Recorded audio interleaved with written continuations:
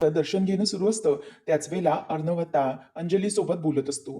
तो म्हणतो, की "अंजलीताई, ॲक्चुअली मी स्पेशल बेलवर सुटलो गेलो नाही. मॅजिस्ट्रेट साहेबांना रिक्वेस्ट केली होती आणि ती रिक्वेस्ट त्यांनी अप्रूव्ह केली आणि त्यामुळे आजच्या दिवशी मी सुटलो. खरं तर स्पेशल बेल मी नाकारली होती. सगळे लीगल डॉक्युमेंट्स पूर्ण करूनच मी इकडे आलेलो आहे." हे सगळं आता अंजलीला तो सांगत असतो. तेव्हा मग अंजली म्हणते, की "हे सगळं अगोदर सांगायचं होतं ना चिंटू, की तू येणार आहेस. आमचा जीव किती टांगणीला लागला होता. खरंच खूप टेन्शन आलं होतं आम्हाला. काय होतंय, काय नाही काहीच समजत नव्हतं." त्यावेळेला मग तो म्हणतो, की "हो, मला माहिती आहे, परंतु काही झालं तरीही मला या सगळ्यातच असं लॉफुली निघायचं होतं. बस एवढंच." असं तो तिला सांगत असतो. आणि त्यानंतर मग आता इथे डॉक्टरांना भेटायला मामा आलेला असतो आणि म्हणतो, की "बघा, मागच्या वेळेला जसे ₹1,00,000 भरले होते ना, तसेच याही वेळेला ऑपरेशनसाठी ₹10,00,000 भरण्यात येणार आहेत. परंतु हे पैसे अर्णव राजे शिर्केने भरलेत, हे बाहेर कुठेही कळता कामा नये. आता असंच आपल्याला दाखवून द्यायचंय, की हे पैसे एन-जी-ओमधून अरेंज झालेत आणि ते पैसे एन-जी-ओवालेच भरणार आहेत. बस एवढंच आणि बाकी दुसरं काही नाही. हे फक्त कोणालाही कळता कामा नये." तेव्हा तो अकाउंटंट म्हणतो, की "हो सर, डोंट वरी." नंतर हे सगळं राकेश ऐकतो आणि म्हणतो, की "प्रिय मामा, तुम्हाला काय वाटतंय, की हे कोणालाही ऐकू जात नाहीये? परंतु हे सगळं मी ऐकलेलं आहे आणि आता तुम्ही पैसे भरलात ना, तुम्ही नाव घेत नाहीयेत स्वतःचं, परंतु हे पैसे भरण्यामध्ये मी तर भाव खाऊन जाणारच आहे." असं म्हणून तो खूप आनंदात असतो आणि मग या सगळ्याचं क्रेडिट स्वतःच घ्यायला मस्त तयार झालेला असतो.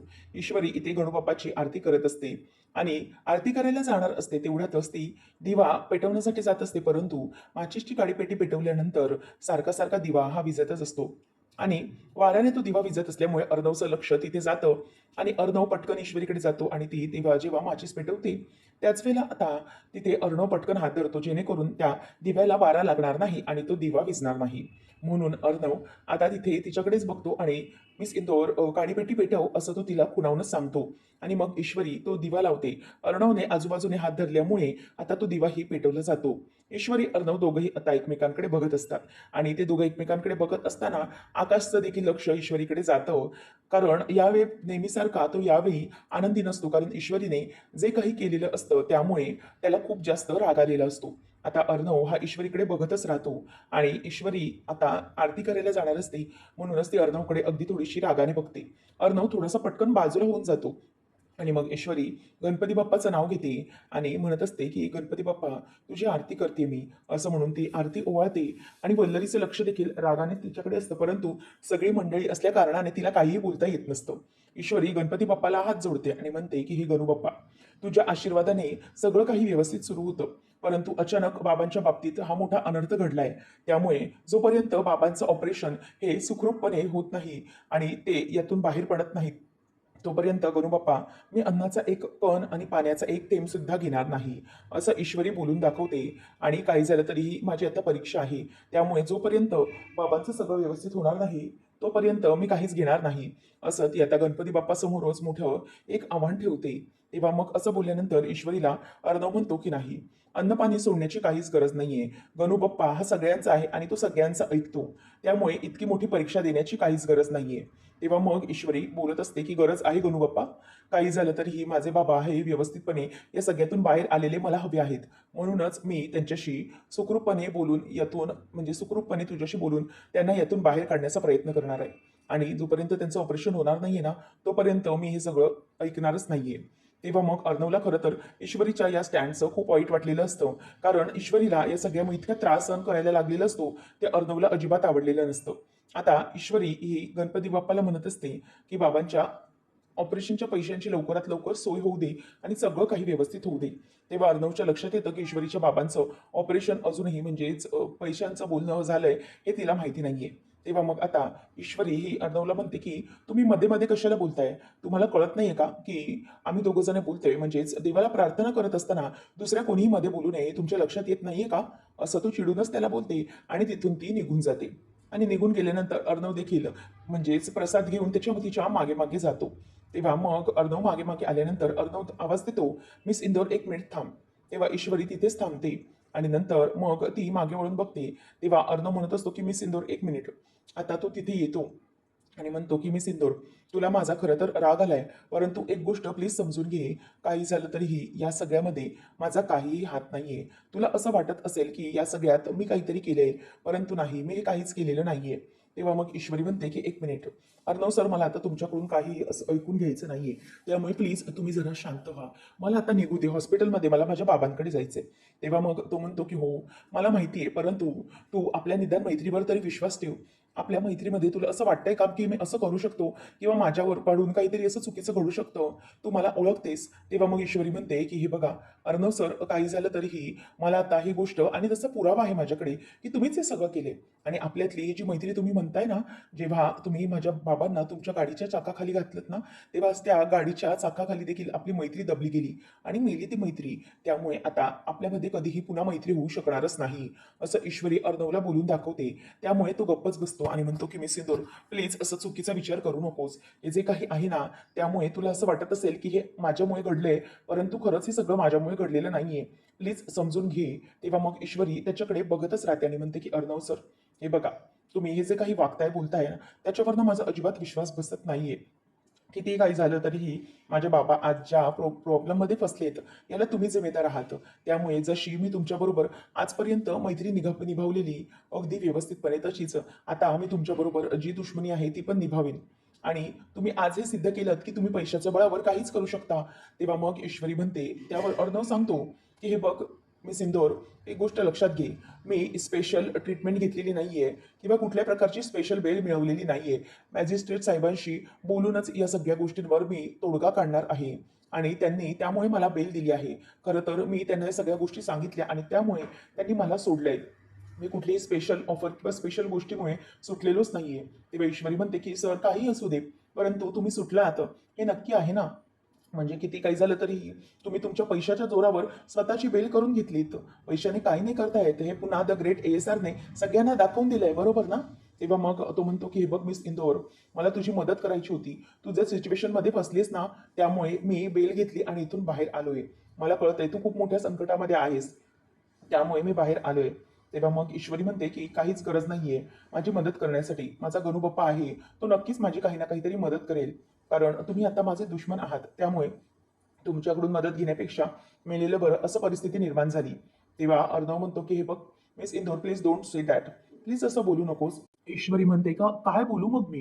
काय बोलणार? कारण तुम्ही जी काही परिस्थिती निर्माण केली ना, ती फक्त तुम्ही निर्माण केली आहे आणि त्यामध्ये तुम्ही असे दाखवताय की तुम्ही मला मदत करताय, तर त्याची काहीच गरज नाहीये ना. जर तुम्ही या परिस्थितीत मला टाकलंच आहे, तर याच्याशी कसा सामना करायचा ही माझं मी बघून घेईन. आणि तुमच्याशी जी असलेली मैत्री आहे, ती मैत्री तर माझी कधीच तुटली आणि आता उरली आहे ते फक्त दुश्मनी, आणि तीही आता मला व्यवस्थित निभावायचीच आहे.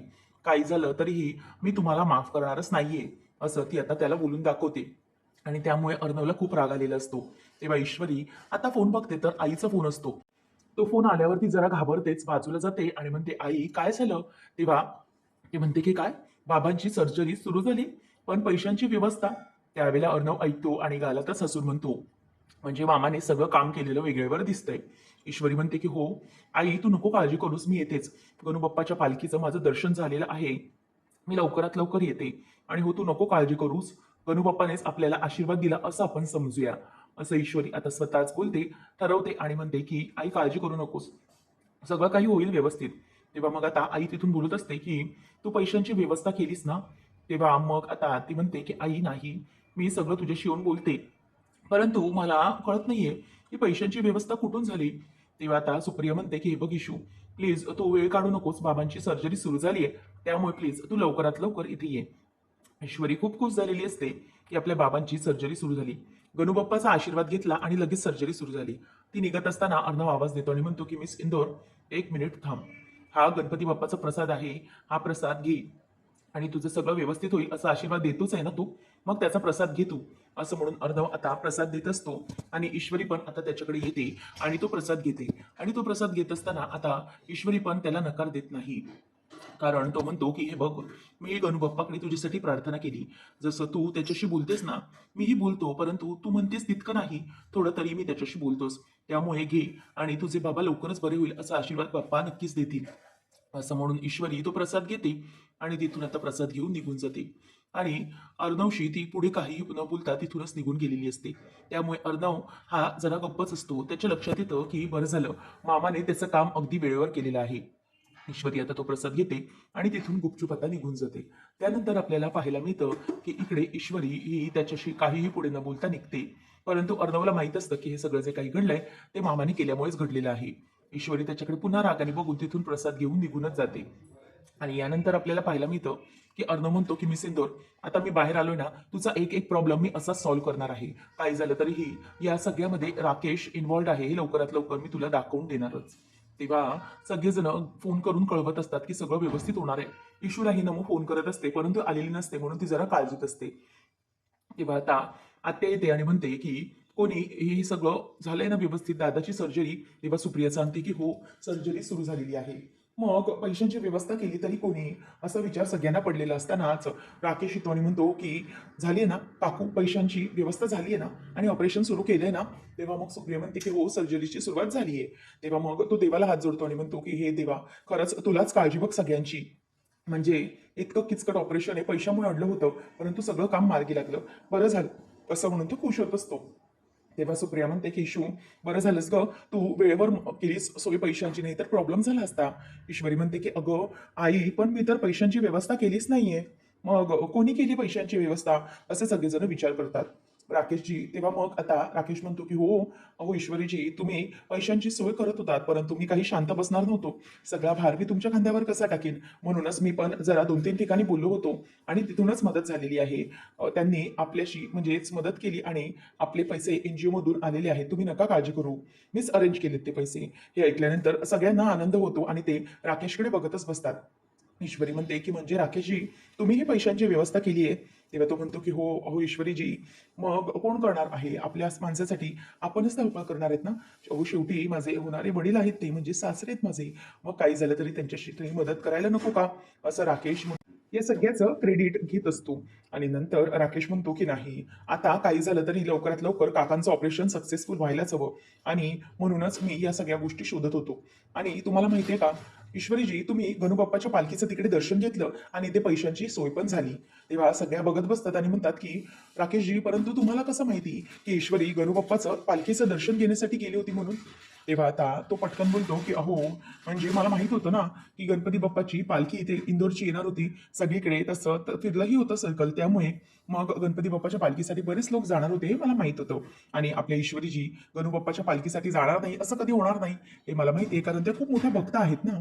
आणि शिवाय ईश्वरीजी, आपल्या दोघांची पहिली भेट ही पण गणूच्याच दर्शनात गणू बाप्पाच्याच मंदिरात झाली होती, हो की नाही, आणि आपल्या ते स्पेशल कनेक्ट आहे. तेव्हा ईश्वरी हो असं म्हणते.